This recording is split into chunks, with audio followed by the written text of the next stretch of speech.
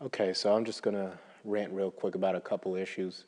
I played that video for you because in this little rant I want to focus on what exactly is our constituency as members of the men's rights movement, and I use that term loosely now because what I'm starting to realize is that we are made up of disparate individual ideas and that are kind of wrapped into one unifying goal of defeating feminism, but we certainly are not a well-oiled, finely tuned machine. We're not a machine made up by the sum of its parts, but the sum of its parts acting independently, if that makes any sense. And so personally, I consider myself more of a man going his own way than anything. I think that provides me the freedom to say whatever I want without getting involved in the men's rights movement's increasing role in political activity and all that kind of stuff, which is good. I don't knock it, and I think it's great, but I like to retain the freedom to say whatever it is I want whenever I want, and I feel like sometimes the men's movement is kind of forced to kowtow to certain interest groups that I specifically don't agree with and don't trust.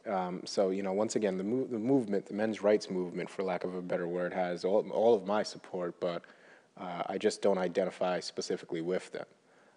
But to stay on topic here, this video and this rant is going to be mainly dealing with who exactly is our constituency, and in my opinion, it's most notably the heterosexual male of differing cultures, religions, ethnicities, and so on and so forth. And so you see, this is a video clip from India where the women were essentially beating these men into submission, and they knew they could do it because from what I understand, the Indian culture is rife with chivalrous notions, even worse than we have here in the West. And so these poor men are sitting here getting slapped, and they can do nothing about it because they know that the moment that they hit one of these women back in retaliation, it would be all over for them. You'd find a storm of Mangina shock troopers descend upon you, and there really wouldn't be anything that you could do about it. From what I understand, the dowry system is pretty bad there, chivalry is pretty bad there, and now you have a particularly virulent movement of feminism cropping up that rivals and even exceeds that which we have here in the West in terms of the inherent unfairness and misandry that men are subjected to. So if you sit back and analyze this, the conclusion that we have to draw is that feminism, as we've said before, is a multinational ideology that is specifically tailored toward the predilections of women, that in the event that the women are exposed to this ideology, they will, without exception, accept it. Collectively speaking, there will still be some strongholds of traditionalist resistance, but it really doesn't matter. Your culture, your religion, your societal idiosyncrasy, it doesn't matter. There is one notable exception, and the video I played is specific to India. But when talking in terms of Middle Eastern men and the Muslim religion, I believe that that's the last stronghold of patriarchal resistance to feminism. And because of this, and I'm not even, I'm not a Muslim or anything like that, and I'm not advocating or speaking against the Muslim religion. I just, I'm just commentating on the interactions between Islam and and feminism. When speaking in terms of Islamic patriarchy, I think it's safe to assume that these men still have some stronghold over the goings-on of society. You know, some aspects of the Islamic patriarchal model are notoriously oppressive, not only to men, but to women as well. Then again, that's their civilization, their religion, their land, and so on and so forth. So, you know, they have, just like Americans assume that they have no right to bring Sharia law into our court systems, we have no right to tell them how to live. But with that said, due to the fact that society is still largely run by patriarchal forces in the Islamic nations, we see the last real stronghold and real force of opposition against feminist injection worldwide into its target cultures, being that Western men have been conditioned, and I think rightly so, to embrace individual freedom that by definition must be extended to men and women without exception.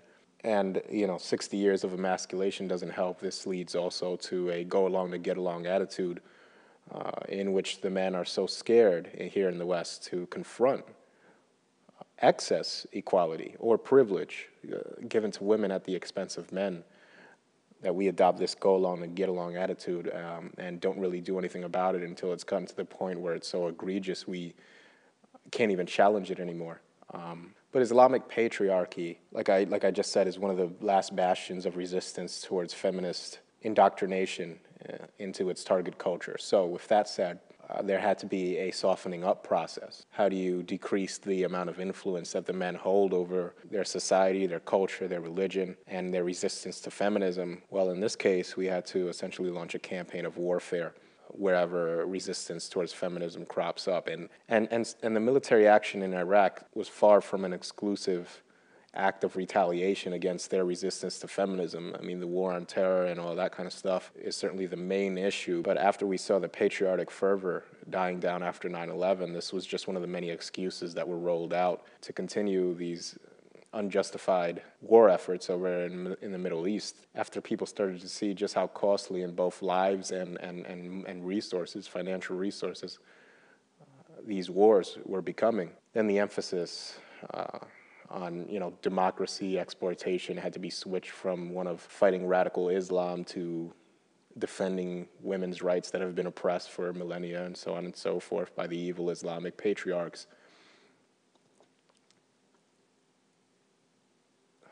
I'm getting off topic now, but so that meant that we had to send over men to die to save the poor Afghani women that were so oppressed. More male bloodletting, more male-on-male violence in the name of female protection and provision. So the whole point of me bringing that up is that, essentially without exception, females will accept this virus regardless of cultural idiosyncrasy. I mean, it's something that they inherently take a liking to. And once it's gotten in the water, so to speak, there's really nothing you can do about it. So going back to the issue of constituency, the main constituency of this movement is going to be the heterosexual male of different cultures, race, religion, so on and so forth. That's you know, if we're talking about demographics here, and if we were looking at this as advertisers would look at the target audience or target market, we would have to come to the conclusion that the people that we most specifically want to target, what we should put the most of our efforts into, is to courting the population of heterosexual men that are most, and I say heterosexual only because we're seeing these, you know, if for example, gay marriage is to be legalized or normalized or whatever, and we start seeing these alimony payments, these alimony settlements being doled out to same-sex couples, for example, whether it be men or women, because it's as unjust whether or not it was being doled out to two lesbians than if it was being doled out to two men or a heterosexual couple. I mean, these laws must be fought against wherever they crop up.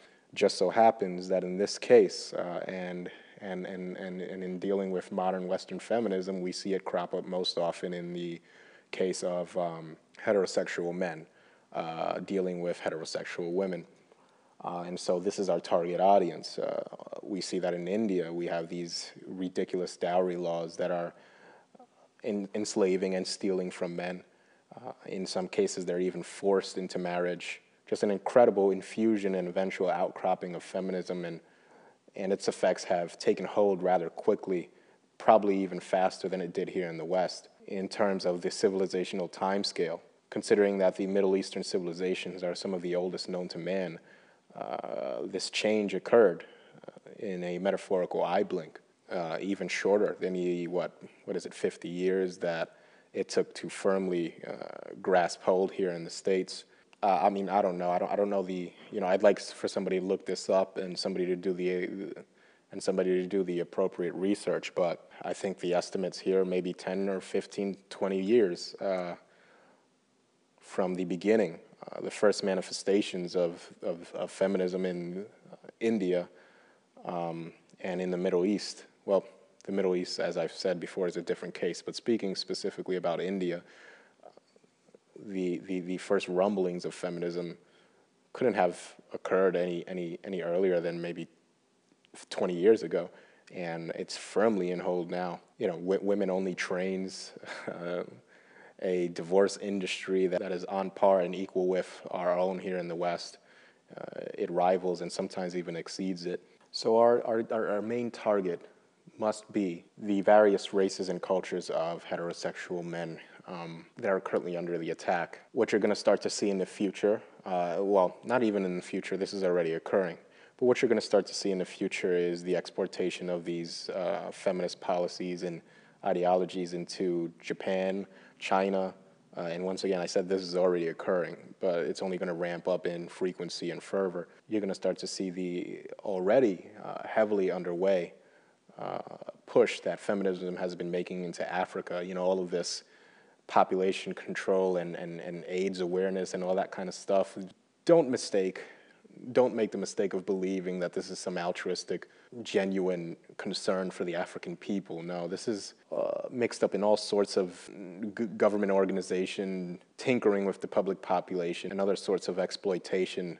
You're going to see a big push, a big drive for abortion into Africa. All this talk about vaccinations and abortion is going to be neatly packaged into this fake campaign of Western man's burden. I mean, I don't even say white man's burden in this case, because this type of Western push into Africa is something that arises out of the cancer that is Western feminism, the metastasized freak of nature that it has become. And you have just as many black women, Western black women, making this push into Africa in some so-called bid to modernize their sisters, so to speak. Some of these black women in Western America are some of the most virulently racist people to ever exist. And, not only to other races, but some of the most self-hating, feminist-influenced, Afrocentric racists are making the current push, with the express permission of white women in this case, to do massive amounts of damage to black women in Africa, and even more so, because remember, this is feminism we're talking about, even more so to black men. This is why I say that we must appeal to men of all races without singling out others. I'm not proposing one of these hate whitey campaigns that only make our cause look bad. We can't choose and pick which race deserves more attention, or we can't even make it look like certain races getting more attention. So we have to try our hardest to make it seem like we're being fair and at the same time uninterested in any specific race, but welcoming to all in a way that doesn't alienate others. But once again, these people making this push into Africa have been very careful to put a black face on it, in the form specifically of these so-called empowered black women that want to export their sickness into their home country, Africa, or the nations of Africa. They are incredibly destructive and incredibly effective, and the main goal of these Afro-feminists, if you'll call them that, and once again, this is absolutely nothing bad to say about my black and African brothers in the men's movement. This is just my honest assessment of the situation. You have a very, very real contingent of African-American women that are towing the feminist line and are doing the bidding of their feminist masters, whether they be white women or white or black politicians, male or female, it doesn't really matter. These independent women types, we've all seen them, and we're on to them, or at least I am. This push in Africa will of course eventually reveal itself to be targeting men in the long run. African women and how they'll be trained into accepting all this abortion nonsense and in the guise of female freedom, of course. It's really just a continuation of Western colonization of Africa, and it will benefit the interests of elite politicians. It won't be the everyman, whether their skin is white or black. I guarantee you, the current feminist push that we're seeing into Africa will not benefit the everyman in any capacity. So I think it's important that people, specifically black and white men, learn to come to some kind of understanding that, first off, none of us had the power to strike this initiative in the first place. This is something that has been created, thought up, designed, and implemented in the ivory towers, so to speak, of whoever it is, the powers that be. We had nothing to do with this. The everyman, whether he's black or white, had absolutely nothing to do with these initiatives that are currently taking place in Africa and will continue to have absolutely no sway over how the events take place, how events unfold there. So please, whites and blacks, I understand that racial issues between whites and blacks have been coalescing for a very long time now, and I don't pretend to be the one that's going to step in and alleviate those concerns on either side. But if you're going to belong to this movement, you have to understand that no, white men are not your enemy to black men and vice versa. I don't pretend that we're going to come together and sing Kumbaya. I don't pretend any of that shit.